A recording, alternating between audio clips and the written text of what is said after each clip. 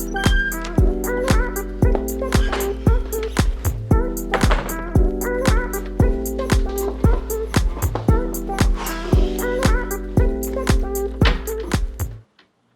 back.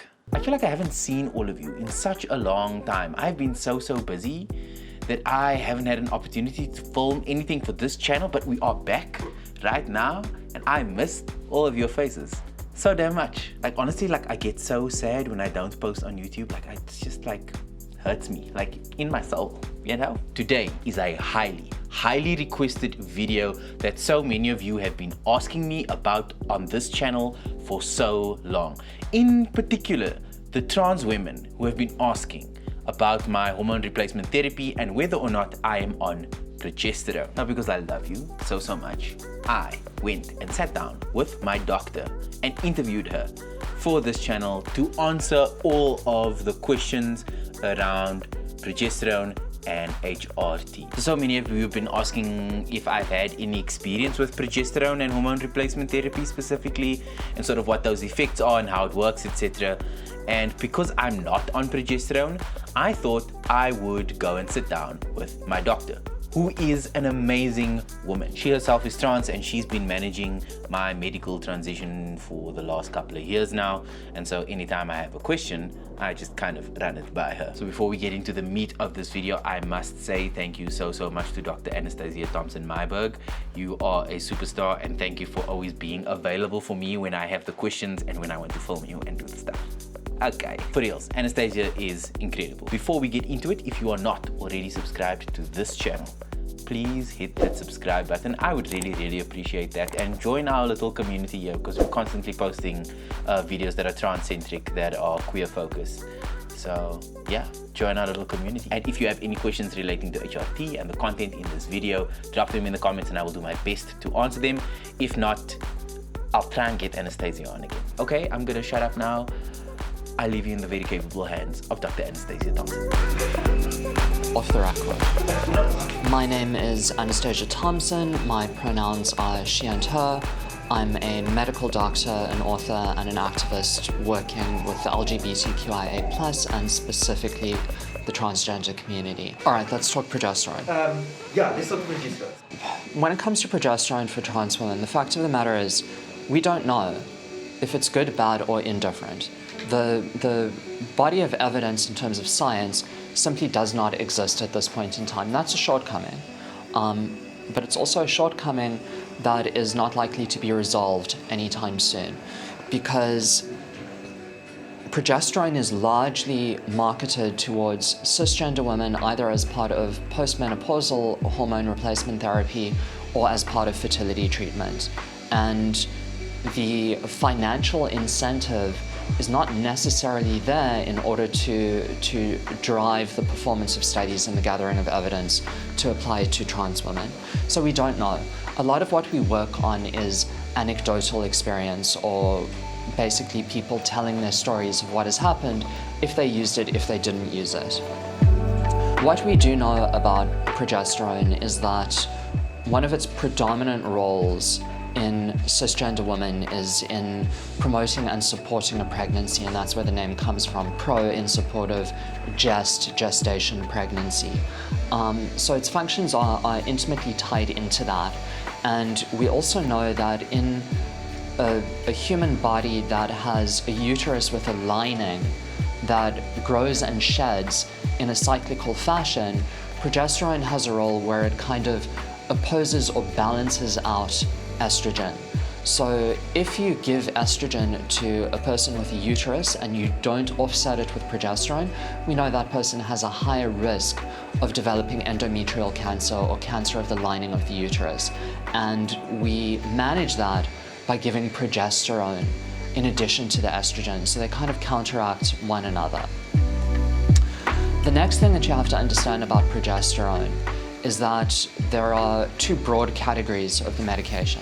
So one is a synthetic progesterone or a progestogen. These are medications like Provera.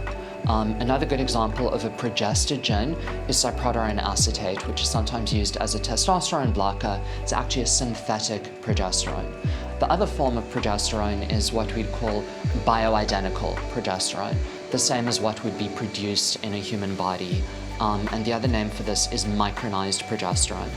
So we know with pretty much absolute certainty that there is no role for synthetic progesterone in hormonal therapy for trans people. Provera and medroxyprogesterone acetate or hydroxyprogesterone acetate, these are not good medications and these should be avoided. They do not have any benefits. They do carry a bunch of side effects. So the only option that we really have is bioidentical progesterone. Whether to use it and when to use it are the important questions. So there is some thinking to say that if you start progesterone too early, before there's been sufficient development of breast tissue, that progesterone might curtail breast development. There is a belief that progesterone might aid not so much in volume or growth of breast tissue, but in the maturation. So it's more about shape than it is about size. But this isn't true for everyone. There are some people who will go on progesterone and have no appreciable effects on the size or shape or maturity of their breasts.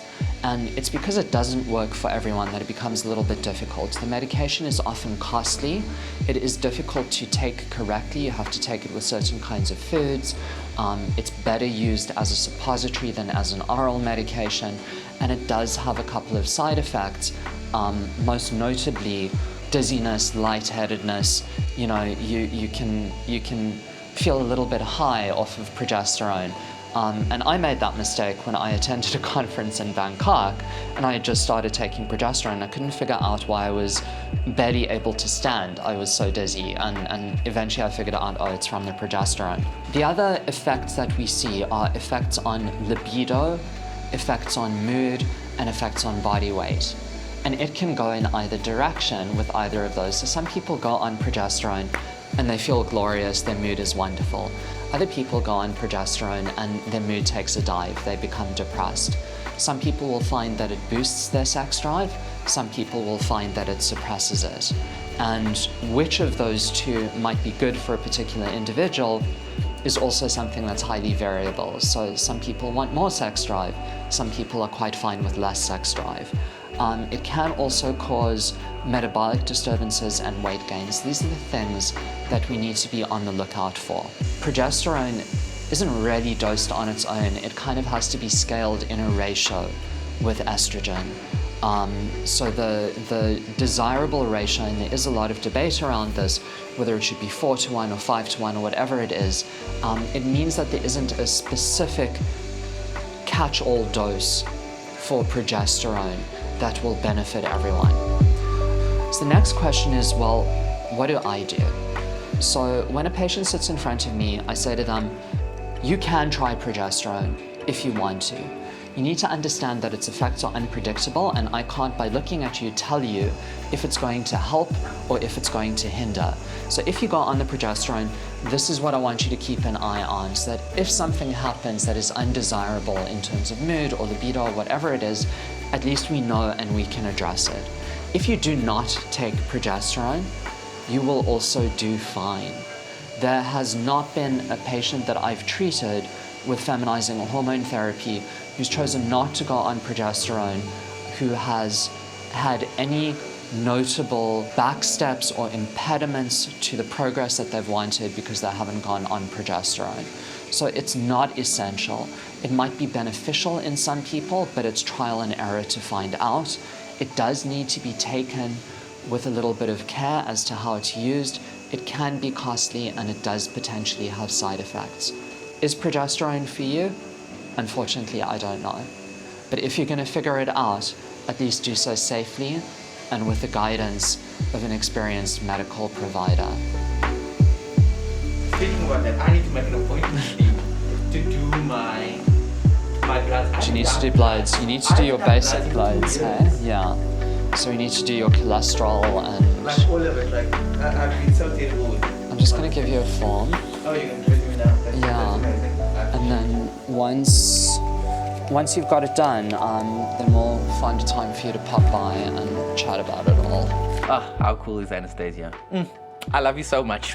I really hope this video was helpful in some kind of way. Let me know in the comments if you have additional questions or things that you want Anastacia to answer, and then I'll try and get her on the channel again, because she is a wealth of knowledge and like amazing for like resources for all things medical and trans related.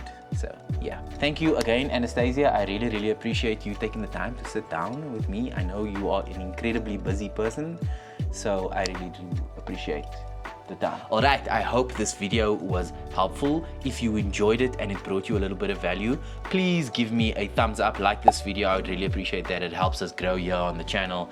And if you are not already subscribed, please hit that subscribe button and turn the bell on for notifications to stay in the loop for upcoming videos.